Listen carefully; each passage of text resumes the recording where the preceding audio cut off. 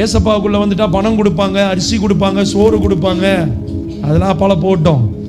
ஏசப்பாவுக்குள்ள வந்துட்டா பொல்லாத மனுஷனுக்கும் நல்ல குணத்தை கொடுத்து வாழ வைப்பேன். அல்லேலூயா.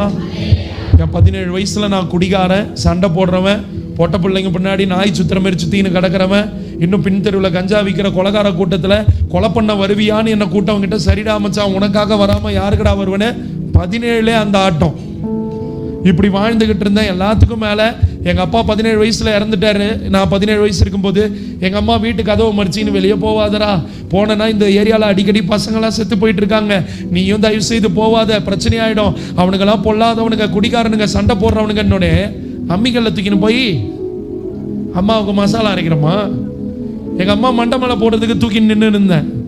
அப்படி இருந்த மனுஷனை எங்க அம்மா இப்ப சொன்ன ஒரு வாக்கு அவங்க வாயிலிருந்து வந்தது, எனக்கு 3 ஆண் பிள்ளைங்க இருக்குது, 3 பிள்ளைங்க என்ன நல்லா பார்த்துக்குது, ஆனா நான் தங்கி வாழறது என் 3வது பிள்ளை கூட தான் நான் வாழுவேன்னு சொல்ற அளவுக்கு உயர்த்திருக்கு. அம்மா ஐயா, நான் ஏதோ கூத்துக்கு பொய்லாம் சொல்ல. என் சின்ன அண்ணன் அமெரிக்காவில் இருக்கிறான், மனைவி பிள்ளைங்களோட அங்கே போயிருக்கிறாங்க, 1 வருஷம் ஆகுது. எங்க அண்ணன் கூட்டம், அம்மா டிக்கெட்டு போடுறான் அமெரிக்காவுக்கு வான்னு. எங்க அம்மா என்ன தெரியுமா சொல்லிச்சு, எனக்கு அமெரிக்காவும் வேணாம் பேரிக்காவும் வேணாம், நான் இங்கேயே இருந்துட்டு போறேன்னு. ஆமே.